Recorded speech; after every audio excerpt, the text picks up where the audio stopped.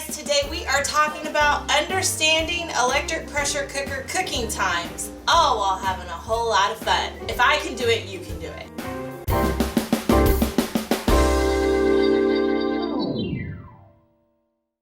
Hey guys, welcome back to my kitchen. I am Cris from recipes@crock.com, and today we are going to be talking all about electric pressure cooker cooking times. This is something that I think for beginners especially, it can be a little confusing. Or if you've been cooking with yours for a little while and you sometimes wonder what recipes are talking about, thought it might help for you estimating the amount of time that you need to cook something. I think unlike other forms of cooking, most other forms of cooking, you can kind of very easily tell how long the recipe is going to take. But with electric pressure cooking, a lot of the times that you hear oftentimes are actually connected to how long it needs to be under pressure, not how long the entire dish is going to take to cook. So we're going to break that down a little bit for you guys. I made myself some notes, so I'm going to keep an eye on them so I don't miss anything. So first things first, and this is not unlike other cooking methods. Other cooking methods also have pre-cooking steps. So one of the great things about the Instant Pot and the Foodi is that you can saute or brown things before pressure cooking or slow cooking in it in the same pot. So whenever you're calculating how much time you need, if it wants you to brown something or saute something ahead of time, or even at the end sometimes, depending on the recipe, that's something you kind of need to keep in mind. That's nothing out of the ordinary. That's probably something you catch. The thing that probably catches you off guard most of the time is that it will be like, cook this dish 5 minutes under pressure, and you turn on your Instant Pot and it just says it's on, and it doesn't, the timer that you set did not start going off like this one right here. That is because the under pressure time does not count the amount of time it takes to reach pressure. So the reason why an Instant Pot, a Foodi, a Crock Pot Express can cook so fast is because it's cooking the food under pressure. So it uses pressure, and you know your Instant Pot is under pressure when the little pin that's by the seal valve pushes up, and then your timer will start. So if that pin is not pushed up, your timer will not start. And it usually, I put some water in this one and this one back here so that we could see when it actually switches for us. But it usually, I know the Foodi makes a beep whenever it actually hits pressure to let you know, hey, the timer's gonna start now. So that a lot of times can be anywhere from 10 to 15 minutes added onto your recipe for it to reach pressure, because things need to get boiling in there and build up that pressure for that pin to seal. A couple things that affect how quickly that will seal is how much liquid you have in your pot. So a dish with more liquid will tend to reach pressure easily because things will get boiling in there. And then the second thing is the temperature of the food inside your pot and the pot itself. So if you put frozen contents in there, it's going to take longer to reach pressure than if you put room temperature or refrigerated contents in there. It's about to hit seal. Do you hear how it, now this is normal, the steam, okay, it just popped the pin up, or it's trying to. And my timer should start soon. That is normal for that steam to come out like that. So until it actually seals, and once it seals, then you shouldn't have a whole lot of steam coming out of your valve. But that's one of the things you want to check whenever you start this. I don't know if it's going to beep or not. This particular Instant Pot is new to me. This one back here is going off too. and its pin is going up. This particular Instant Pot is new to me. I caught it on sale. I was needing a new one, and so because for those of you that have been following along at home, I left my other Instant Pot, my other 6-quart Instant Pot back at home, or not at home, in my other home, my RV kitchen, while it's in the shop and I can't get to it, so I was needing to do some stuff with the Instant Pot, and so I found this one on sale and it was pretty, so I bought it.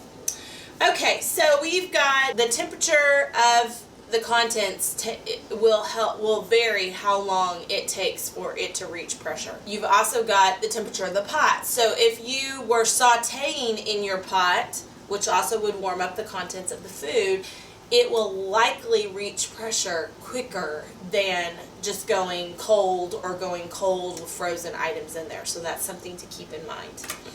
Once it goes under pressure, ideally, the timer will start. It'll start here on us in a minute. I think my pin is still actually fully pushing up right now. This is when your timer actually starts. So a lot of times you'll get those warning signals on your Instant Pot or Foodi if you are having trouble reaching pressure. If you're having trouble reaching pressure, there are a couple things you can check. One is check that you have enough liquid in the pot. If your recipe does not have enough, at least a cup to a cup and a half of liquid, it's probably going to have a hard time reaching pressure. The second thing you can check is the seal inside your lid, and make sure, we've talked about that before, make sure that it's properly popped in there. And then the third thing you can check is that your valve is fully pressed down and pushed to seal, so it's not accidentally venting out the pressure that you're trying to lock in. Oh, okay, so I don't know if you guys can see this one back here, but back behind me, the Instant Pot Mini has just shifted to its cooking time. So it's finally reached pressure, its pin has popped up, and now it is cooking the contents under pressure, and it is using my timer of 10 minutes to do so. Let's see if this one, okay, this one is 2. I put this one under 1 minute so you guys can see what happens once the timer goes off. So we've got all of that. So now let's talk a little bit about what happens when the timer goes off. Okay, so if you don't do anything, and you just let it naturally come down off of pressure on its own without touching it, then that's called natural release. So a lot of recipes that involve meats, okay, so this, right now, I'm going to let this naturally release for a minute, or for a few minutes while I talk. Okay, it's beeping to tell me, and you can see it has an L with 000. That is telling you how long it has been since the pressure has been turned off on it. Okay, so that'll tell you how long, so that's kind of like your warming feature on a crock pot. So with this, we're going to let this naturally release while I talk. So naturally, it's naturally just barely letting the pressure out of the pot. The opposite of natural release would be for you to flip the valve as soon as it's done cooking to quick release, and that's when you get the big, hopefully not geyser, but the big vents of steam that come out of your Instant Pot or Foodi. Okay, so we go natural release most times whenever we're cooking meats that want to retain a lot of flavor. It just gives it a little bit more time for that flavor to get in there with the meat. Also, if you are cooking with your pot nearly full of liquid, it is also good to wait for a natural release, at least for 15 minutes, so that those juices do not spew out the top and you have a food volcano coming out of your Instant Pot. That's awesome. So here's one thing you don't. That's not awesome. I need a paper towel. I need a paper towel. Cris. So that is why most time you see natural release on there. Some recipes you will see where we will say turn the warming feature off. And that is, I think it's on here. And whenever you're cooking, whenever you're setting your timer, you can just hit this button right here and it'll turn where it says keep warm. You hit that button and that little orange light will go off, and then that'll just turn the warming feature off. Sometimes we turn that warming feature off, one, to let natural release work a little bit faster, so because that's keeping heat going in there and we don't want it to still be as hot. And the food is always plenty hot whenever you actually get to it anyways. The second reason why we turn it off is if there's a thick sauce, or if we're making a sauce, or there's potential for something to stick in there, we don't want it to continue cooking when we're trying to kind of bring it down off of that heat. So that would be like leaving the burner on while you're left something on the stove after it's done cooking. We don't want to leave the burner on sometimes, so we turn that warming feature off. That's completely up to you and what goes on in your kitchen. So the opposite of natural release is quick release. It's going to make some noise. Over to vent. This goes on for quite a long time until all of the pressure is gone and the pin drops. So Mikey's going to have to fast forward this part. He's a redneck rockstar, playing them covers on his old guitar. I'm dancing to the music that he will put in here. So. 'Cause you make me a better man. Okay, so even though that was called quick release, you could see that that took a little bit of time for that pressure to come down. Until that pin fully drops, you do not want to be messing with this lid because it's under pressure. And while electric pressure cookers today have a lot of safety measures to them, you don't want to be messing with that pressure. So now that it has released all of its pressure and the pin has dropped, whether you've waited for natural release, where it could take 15, 20 minutes. A lot of times what we will do with natural release is we will let it sit for 15 minutes, then we'll flip it to quick release, and when we do that, it usually takes a minute or two and then it's done, like, because it's already released a lot of the pressure, and then you get the benefits of natural release without having to wait and wait and wait and wait for that pin to drop after your 15 minutes are over. However, if you do quick release, it'll be just a few minutes, it gets rid of all that pressure, and now you're free to open the lid. But it's still going to be nice and hot in there, so you need to be very careful. See all that steam? When you take your lid off. And if you ever put your lid back down on there, just make sure that it doesn't seal on you again. See, it did not like that. Oh, that's behind me. Anyhow, okay, so one more thing I want to talk about cooking time. So as you can see, if you had a recipe that said you're going to cook it under pressure for 5 minutes, you know definitely that it's going to take at least 20 minutes or around 20 minutes, because it'll take 10 to 15 minutes to reach pressure, then it'll cook for 5 minutes. I know, we're doing kitchen math, guys. If I can do it, you can do it. We're gonna get it up to pressure for 10 to 15 minutes. It's going to cook for 5 minutes, and then it's gotta come down off pressure.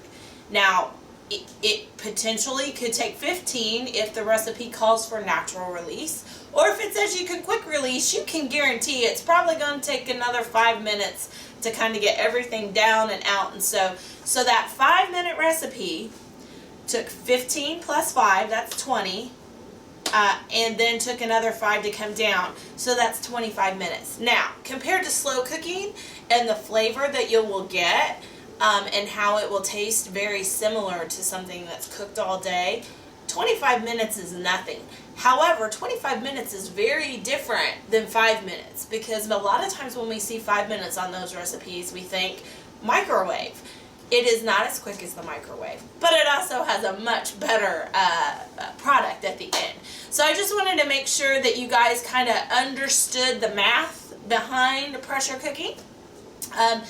If you guys have any other tips, those of you that are the pros with the Instant Pot, the Foodi, go ahead and leave them down below. We're going to be doing some of these basic kind of talk-throughs, just because I get lots and lots and lots of questions, And I'm hearing from people that they are finally digging out their Instant Pots or their Foodies that they've been afraid of them, and they're starting to cook with them in their kitchen. So I want to help everybody be as successful as possible in kind of understanding these things. And I just know when my girlfriends or when my mom or even when I first got my Instant Pot, the cooking time really threw me, because it's like, okay, I put 15 minutes in and it says it's on, but it's not, the timer hasn't started. Is something broke? Nope, that's how it is. It has to reach pressure. One more note before we go further, or before we end out today, is something that I've been saying quite a bit lately, because again, I keep getting emails about this. If you choose to use the slow cooking feature on an Instant Pot, Foodi, or Crock Pot Express, anything that's primary use is electric pressure cooking, that will oftentimes throw off your slow cooking times. And so I've said it before, I'll say it again. It's not that it's bad, it actually is quite handy for a lot of folks, because what happens is, if you try to slow cook in these babies, they tend to cook a lot slower, ironically, than a traditional slow cooker or a regular Ninja multi-cooker, you know, the sauteing slow cooker. If its primary function is electric pressure cooking, for some reason, the slow cooking feature tends to cook a lot slower. And so I just recommend to folks to make sure that they don't try something for the first time with hungry people waiting for them. You're going to have to work with your cooking times on those. And my basic rule of thumb for you, in general, is to think that you're going to have to add about 2 hours. It's not always that way. It just tends to kind of be that way, I have found. So if something calls for me to cook on low for 4 hours, I definitely plan to have at least 6 hours to kind of check on it at the 4-hour mark and give it up to 6 to get done. So that's just something that you might want to consider. If you're somebody who needs something to be able to cook a lot longer while you're gone away from home and those kinds of things, that might be a solution for you. But I would be testing those recipes on the weekdays or weekend before trying it on a work day. That's just my basic advice. I suggest that for you to try any new recipe in your crock pot when you're there and can watch it, because cooking times can vary greatly just in a regular slow cooker. But when you add this to the mix, it definitely messes with your cooking times. So that's just something to keep in mind. It's not something that should scare you off from it at all. It's getting to know your unit. That's the number one thing with all of these devices, is that they vary in how they cook. And so once we get to know how yours cooks, then you kind of have an idea of how long a soup takes in yours, or how long pork chops take in yours, or how long chicken takes, or how long a beef roast takes. So that's just something to keep in mind. But I hope you guys have found this helpful. If you like this video, I'd love for you to give us a thumbs up. If you're not already a member of the Crock Posse around here, we'd love for you to click subscribe down below and become a member of our slow cooking family. If you'd like notified every time we upload a video, click the ding-a-ling. That's the notification bell down below, and then YouTube will let you know anytime we upload a video. But whatever you do, we hope you laugh often, eat good food, and speak life. Bye, guys. If you want to see the latest, click on the left right here. If you feel like subscribing, click on the right, my dear. And if you think we're funny enough to send us money, click the Patreon